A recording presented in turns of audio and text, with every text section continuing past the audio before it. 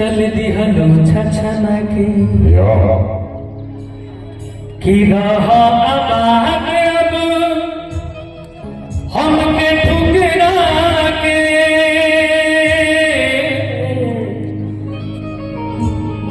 कि रहा आबाद अब हमके ठुकरा के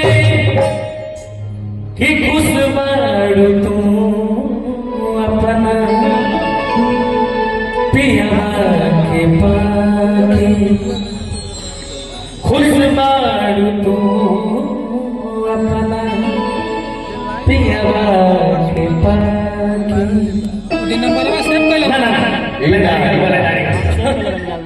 खुशी के माहौल बा एक बड़ा बढ़िया और भी देख ले रही है तो सब पढ़ी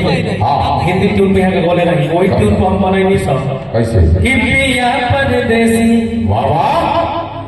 काहे भइला विदेशी ठंडी के मौसम है जब भी देख होनी बड़ा बढ़िया लग हिंदी हमरा लाइव चुराई ले अब चल लाइव हम कह के चुराई चलो ये से नो गिरो सोचे नहीं पर बढ़िया बढ़िया चीज सोचे नहीं रहो हम एक हुआ भी लगा कोई भक्ति करी में और बड़ी बेऊ में कहा कैसे कि पिया परदेसी बाबा काहे भइला विदेशी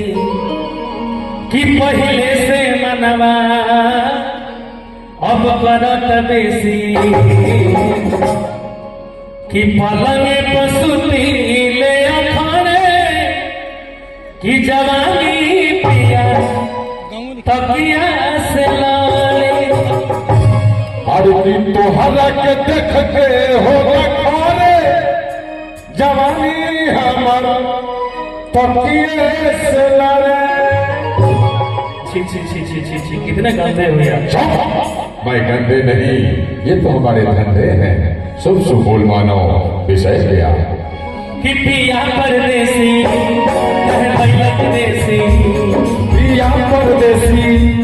कह भैया विदेशी पहले से मनवा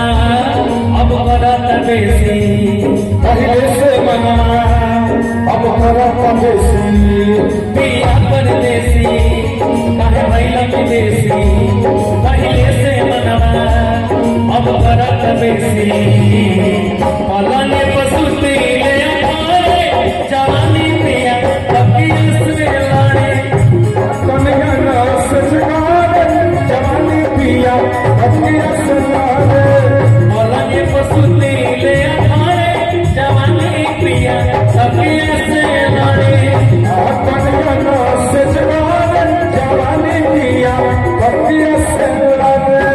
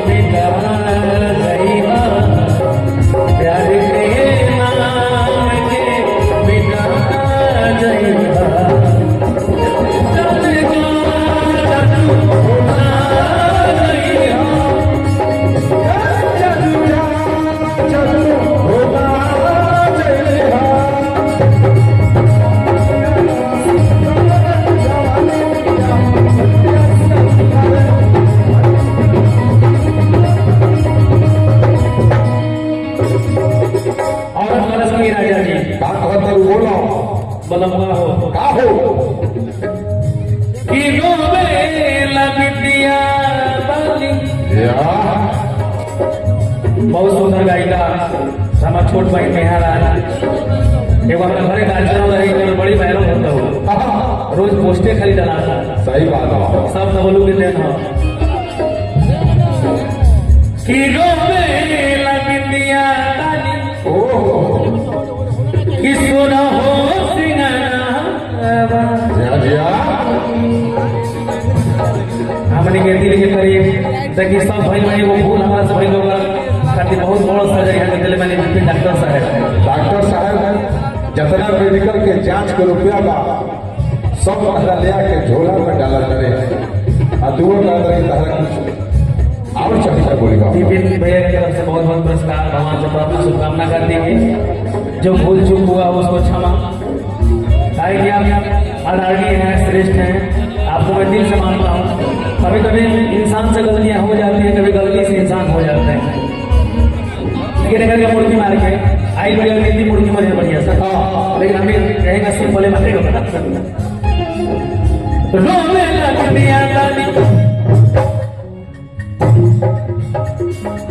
सोना हो सिंगाना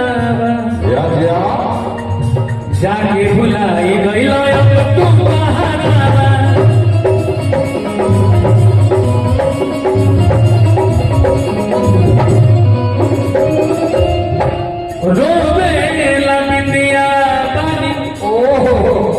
रवि रंजन भैया के घर पे चलना है, एक दिन का डेट है। तो रवि रंजन भैया को निराश नहीं करना है, चलना है। आपका जो डेट है हम लोग आएंगे किसी हाल में। इस हो जाके बुलाई गईला तू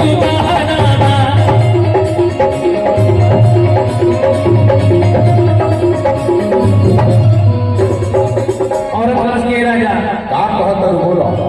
कि हई उठावा के लाली उठावा के लाली आह भारे जवानी पिया कपिया से लारे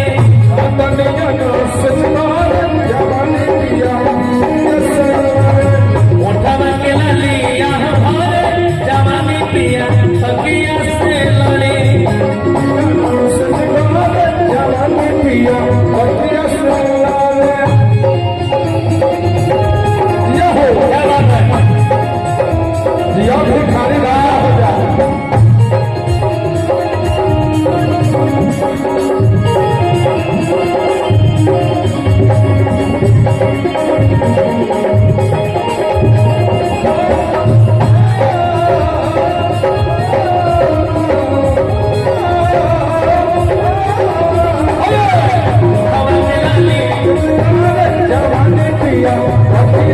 लारे।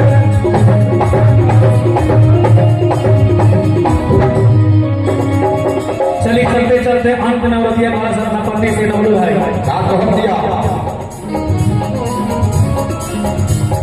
कि रहे न रहे काहे गइलो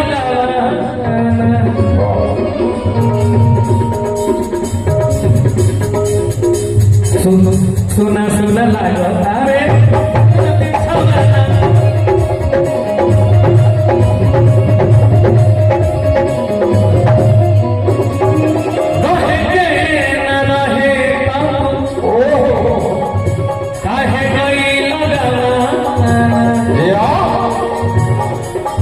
सुना सुना लागता रे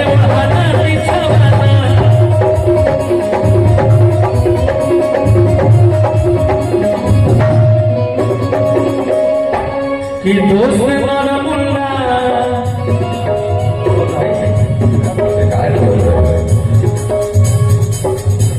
जहाँ सब कुछ चिन्हालो करके खोल कर फोटो को चिन्हाई के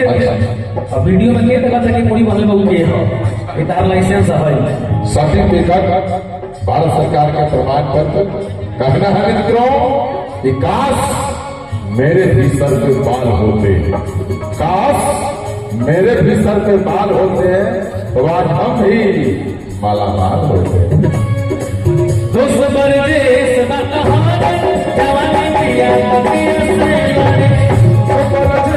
जवानी पिया जवानी पिया उठावा के लालिया जवानी पिया अखिया से जवानी पिया उठावा के लालिया जवानी पिया अखिया से